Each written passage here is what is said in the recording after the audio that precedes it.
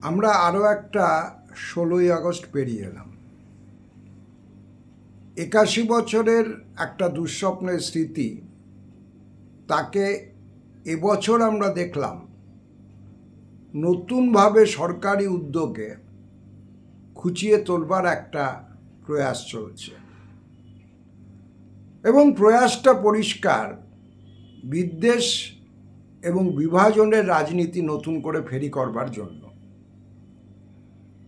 মাননীয় মুখ্যমন্ত্রী শুভেন্দু অধিকারীকে একটা বাইটে বলতে শুনছিলাম, ১৬ই আগস্ট ক্রীড়াপ্রেমী দিবস পালন করাটা অর্থহীন, এটা ইতিহাসের সঙ্গে বিশ্বাসঘাতকতা। কারণ ১৯৪৬ সালের ১৬ই আগস্টের যে ভাতৃঘাতী দাঙ্গা, তাতে এই দিন নাকি ১০,০০০ হিন্দু খুন হয়েছিলেন। এখন এটা ঘটনা ১৬ই আগস্ট আমাদের এই ভারতবর্ষের, ১৯৪৬-এর ১৬ই আগস্ট আমাদের এই উপমহাদেশের, আমাদের হিন্দু মুসলিম নির্বিশেষে শুভবুদ্ধি এবং শুভচেতনা সম্পন্ন সমস্ত মানুষের কাছে একটা লজ্জা, গভীর লজ্জা, ক্ষত এবং অনুশোচনার দিন। কিন্তু বিষয়টা হচ্ছে, আমরা এটা দাবি করতে পারি না ইতিহাস সেটা অপ্রিয় হলে ভুলে যেতে হবে। বরং ইতিহাস যদি অপ্রিয় হয়, সেটার চর্চা এবং পাঠ প্রয়োজনীয় হতে পারে, যাতে ভবিষ্যতে সেই ভুলের পুনরাবৃত্তি না হয়।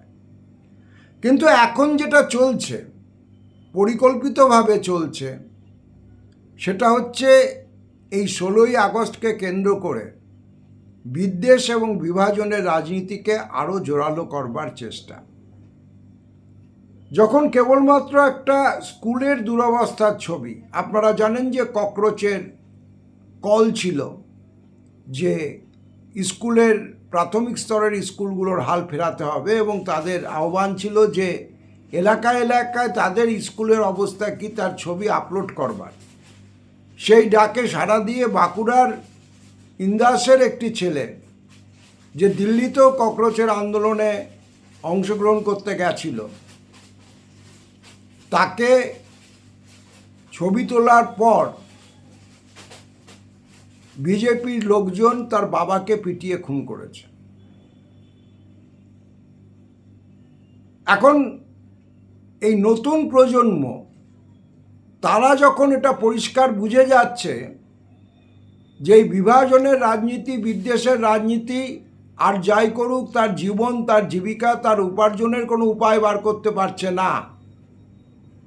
ম্যানেজমেন্ট পাশ করা ৫০% ছেলে বেকার, বিটেক পাশ করা ৮৫% ছেলে বেকার।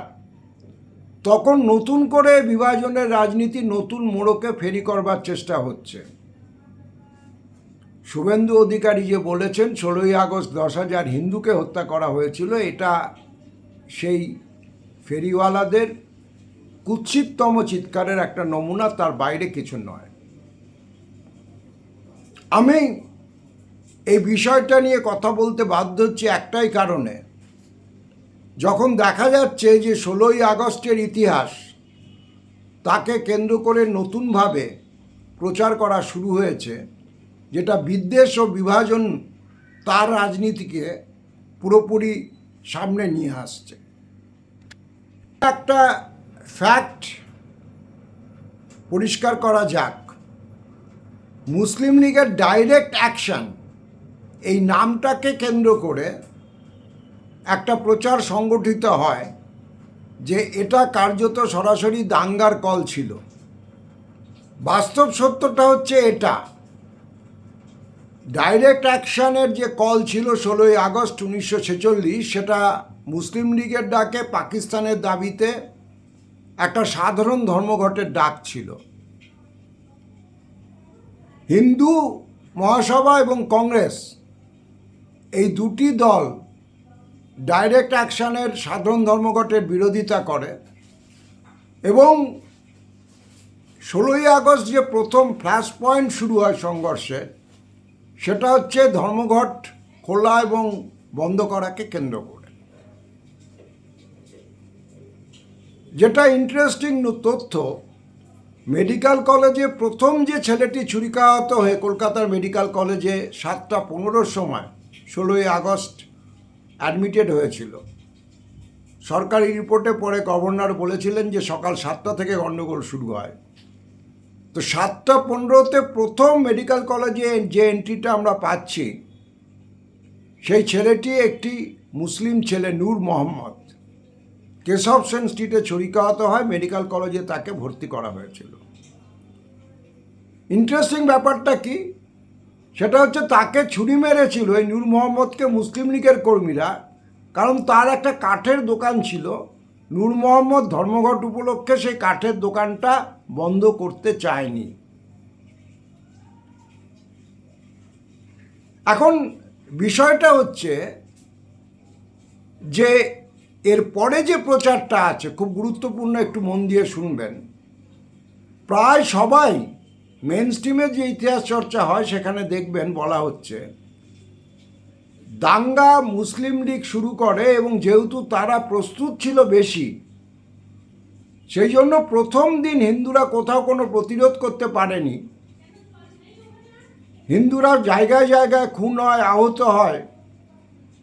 দ্বিতীয় দিন থেকে হিন্দুরা ঘুরে দাঁড়ায় এবং পাল্টার প্রতিরোধ করে। সেদিন থেকে মুসলমানরা পাল্টা মারা যেতে শুরু করে। এই তথ্যটাও ইতিহাসগতভাবে সম্পূর্ণ ভুল। তার কারণ হচ্ছে প্রথম দিন তখন 3টে বড় medical college, Kolkata medical college, Campbell মানে এনআরএস, আর কারমাইকেল কলেজ মানে আরজিকর কলেজ, মেডিকেল কলেজ, এরকম অলিতে গলিতে নার্সিংহোম, প্রাইভেট হসপিটাল তখন কোনো গল্প ছিল না। সেখানকার হিসেব থেকে দেখা যাচ্ছে যে দাঙ্গায় জখম হয়ে যাদের কেউ কেউ পরে মারা যায়, যত মানুষ এসেছিলেন এই 3টে হাসপাতাল মিলিয়ে নথি থেকে যা দেখা যাচ্ছে তার সংখ্যাটা হচ্ছে 583। আর এই 583 জনের মধ্যে 277 জন হচ্ছে মুসলিম, হিন্দু হচ্ছে 254 জন, আর 52 জন হচ্ছে অন্য সম্প্রদায়ের মানুষ যারা এই গণ্ডগোলের ক্রস ফায়ারের মধ্যে পড়ে জখম হয়েছে। সুতরাং এটা পরিষ্কার যে একতরফাভাবে প্রথম দিন হিন্দুদের উপর মুসলমানরা ঝাঁপিয়ে পড়েছিল। আমরা যদি আমাদের সমস্ত বায়াসকে সরিয়ে রাখি, তাহলে একথা সত্যি, মুসলিম লীগ গণ্ডগোলের ইনিশিয়েটিভ নেওয়া সত্ত্বেও হিন্দুরা প্রথম দিন থেকেই পাল্টা মারের জায়গায় ছিল। কিভাবে ছিল? এখানে ইতিহাসের একটা অন্য অস্পষ্টতা তৈরি হয়। আপনারা যারা পুরনো লোক আমার বক্তব্য শুনছেন, বিজয় সিং নাহারের নিশ্চয়ই নাম শুনেছেন। কংগ্রেসের পুরনো নেতা এবং 1946-এর দাঙ্গার সময় হিন্দু এলাকা প্রতিরোধের ক্ষেত্রে তার গুরুত্বপূর্ণ ভূমিকা ছিল। বিজয় সিং নাহার তার স্মৃতিকথায় মেমোয়ার্সে বলেছেন যে তারা এটা টের পাচ্ছিলেন যে এই মুসলিম লীগের পাকিস্তান দাবিকে কেন্দ্র করে একটা গণ্ডগোল পাকিয়ে উঠতে চলেছে।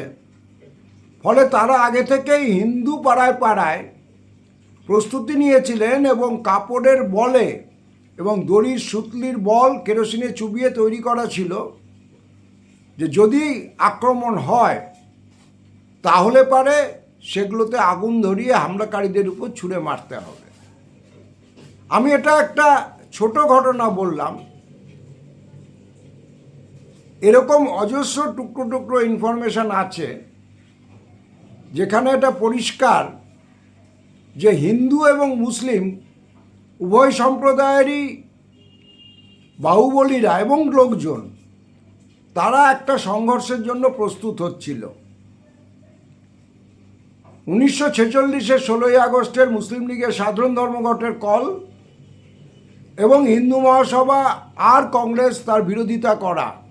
মনে রাখবেন, হিন্দু মহাসভা ছাড়াও 15ই আগস্ট শ্রদ্ধানন্দ পার্কে কংগ্রেস খুব জোরালো মিটিং করে এবং এই বন্ধকে ব্যর্থ করবার রুখে দেওয়ার ডাক দিয়েছিল। সেখানে একটা উত্তেজনার পরিস্থিতি তারা তৈরি করে রাখে।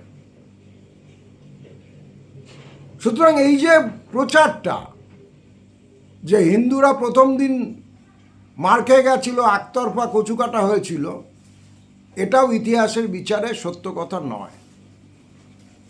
দ্বিতীয় যে জায়গাটা, যেটা শ্রেণীর বিচারে খুব গুরুত্বপূর্ণ, অন্যান্য সমস্ত কলঙ্কিত দাঙ্গার মতো 1946-এর 15 আগস্টেরও হিন্দু এবং মুসলমানদের মধ্যে দুই সম্প্রদায়েরই গরিব মানুষ, সাধারণ মানুষ, তারা সব থেকে ক্ষতিগ্রস্ত হয়েছেন, খুন হয়েছেন, জখম হয়েছেন। এখন গোপাল পাঠাকে নিয়ে খুব বেশি নাড়াচাড়া হচ্ছে। 1992 বাবরি মসজিদ ধ্বংসের পর সেপ্টেম্বর মাসের পরে গোপাল পাঠার একটা ইন্টারভিউ নিয়েছিলেন লেখক সন্দীপ বন্দ্যোপাধ্যায়, যার কলকাতার দাঙ্গার উপর কাজ আছে। সেখানে গোপাল পাঠা তিনি পরিষ্কার বলেছেন যে দাঙ্গার সময় মুসলমানদের মধ্যে গরিব মুসলমানরাই বেশি মারা গেছিল এবং খুন হয়েছিল। তার কারণ তারাই রুটি রুজির প্রয়োজনে রাস্তায় বেরিয়েছিল। আমি গোপাল পাঠাকে কোট করলাম এই কারণে যে অন্য কোনো সূত্র বললে যারা বায়াস্ট, যারা সব কিছুর মধ্যেই হিন্দুদের আক্রমণ এবং হিন্দুদের খতরেতে থাকার ভূত দেখেন, তারা মনে করতেন যে এটা কোনো সেকুমাকুদের তৈরি করা ইতিহাস। আমি যে তথ্যটা আপনাদের দিচ্ছি সেটা গোপাল পাঠার নিজস্ব সাক্ষাৎকার থেকে উদ্ধৃত করলাম। এটা সন্দীপ বন্দ্যোপাধ্যায়ের বইয়ের সূত্র, কেউ চ্যালেঞ্জ করলে আমি দেখিয়ে দিতে পারব। এখন আমার বক্তব্যটা খুব পরিষ্কার যে ইতিহাসের 1946-এর 16ই আগস্ট, 17ই আগস্ট, 18ই আগস্ট যেটা ঘটেছিল সেটা কলঙ্কিত অধ্যায়। সেটা হিন্দুদের জন্য কলঙ্কিত অধ্যায়, মুসলমানদের জন্য কলঙ্কিত অধ্যায়। বিশেষ করে যে দাবি নিয়ে গণ্ডগোলের সূত্রপাত, পাকিস্তানের দাবি, সেটা কংগ্রেস মেনে নিয়েছে। সেটা পরবর্তীকালে হিন্দু মহাসভা সোচ্চারে মেনে নিয়েছে। মুসলিম লীগ তো দাবি করেই ছিল যে গান্ধীজি বলেছিলেন তার মৃতদেহের উপর দিয়ে দেশভাগ হবে, সে গান্ধীজির চোখের সামনে দেশভাগ হয়েছে। তিনি দেশভাগের দিন বেলেঘাটার একটি বাড়িতে অনশনে বসেছিলেন, কিছু করতে পারেননি। আমার বক্তব্য যে দেশভাগ নেতারা নিজেদের প্রয়োজনে, নিজেদের চুক্তিতে একটা নির্দিষ্ট সময়ে এসে সবাই মিলে মেনে নিলেন, সেটা যদি তারা দয়া করে আগে সিদ্ধান্তে পৌঁছতেন, তাহলে এই কলঙ্কিত একটা গণহত্যা, দুই সম্প্রদায়ের অসংখ্য নিরীহ মানুষ, তাদেরকে সর্বশান্ত হতো না, তাদেরকে মারা যেতে হতো না। কিন্তু এই চর্চা যদি আমরা করি, ইতিহাস থেকে শিক্ষা নেওয়ার জন্য যদি আমরা চর্চা করি, যদি বিদ্বেষ এবং বিভাজনের উদ্দেশ্যে চর্চাটা না করি, তাহলে এটা ইতিহাসের মানদণ্ডের বিচারে মাথায় রাখতে হবে যে এই কলঙ্কিত অধ্যায়ের দায়ভাগী আমরা সকলে ছিলাম এবং নেতারা যাদের উপর সাধারণ মানুষ ভরসা করেছিলেন তারা বিশেষভাবে ছিলেন। এ ব্যাপারে অন্য কোনো সন্দেহ নেই। তৃতীয়ত যে কথাটা বলা হয়, এটাও একটা ভাষা প্রচার আমি শুনেছি যে ওই দাঙ্গার সময় কলকাতার অধিকাংশ 24টা থানার মধ্যে 22টা থানায় নাকি মুসলমান অফিসার ইনচার্জ ছিলেন। সেটাও সম্পূর্ণ বিভ্রান্তিকর একটা তথ্য। 24টার মধ্যে 13টা থানায় মুসলমান ওসি ছিলেন, বাকি 11টা থানায় হিন্দু অফিসার ইনচার্জ ছিলেন। দাঙ্গার প্রথম দুদিন এই নিষ্ক্রিয়তার মূল কারণ, একদিকে যদি শহীদ সুহরাওয়ার্দী তখনকার যিনি প্রধানমন্ত্রী তার নিষ্ক্রিয়তার ভূমিকা থেকে থাকে, অন্যদিকে নিশ্চয়ই ব্রিটিশ প্রশাসক এবং গভর্নরের নিষ্ক্রিয়তা ছিল। কারণ গভর্নর ভারত যখন 8টার সময় 16ই আগস্ট রাত 8টায় তিনি যখন তার প্রেস নোটে বলেন যে সকাল 7টা থেকে দাঙ্গা শুরু হয়েছে এবং পরিস্থিতি খারাপ হচ্ছে, তিনি কিন্তু মিলিটারি নামানোর জন্য পার্সু একবারও করেননি শহীদ সুহরাওয়ার্দীকে। বরঞ্চ শহীদ সুরাবর্তী যখন বেলা বাড়ার সঙ্গে সঙ্গে বুঝেছিলেন যে তার সম্প্রদায়ের লোকজন আক্রান্ত হতে শুরু করেছে, যার সেই সত্যতা আমি এর আগে মেডিকেল কলেজগুলোর নথি থেকে আপনাদের দিয়েছি, তখন তিনি চেষ্টা করছিলেন যাতে মিলিটারি নামে, কিন্তু মিলিটারি 17 তারিখ বিকেলের আগে নামেনি। আর বিভিন্ন বিবরণ থেকে এটা পরিষ্কার হয়েছে, ইংরেজ যে সিনিয়র অফিসাররা তখন ছিলেন পুলিশের মধ্যে, কলকাতা পুলিশে, তারাও চুপ করে দেখছিলেন। তাদের বক্তব্য হচ্ছে হিন্দু এবং মুসলমানরা নিজেদের মধ্যে লড়াই করছে, ওরা করে মরুক, কারণ আমাদের যখন চলেই যেতে হচ্ছে আমরা বাড়তি কোনো ইনিশিয়েটিভ নিতে যাব না। সুতরাং এই যে সামগ্রিকভাবে একটা রাজনৈতিক গ্যাপ তৈরি করা হয়েছিল পরিকল্পিতভাবে, আজকে একা সুরাবর্দী বা একা মুসলিম লীগকে দায়ী করলে সেটা ইতিহাসের প্রতি ন্যায় বিচার হয় না।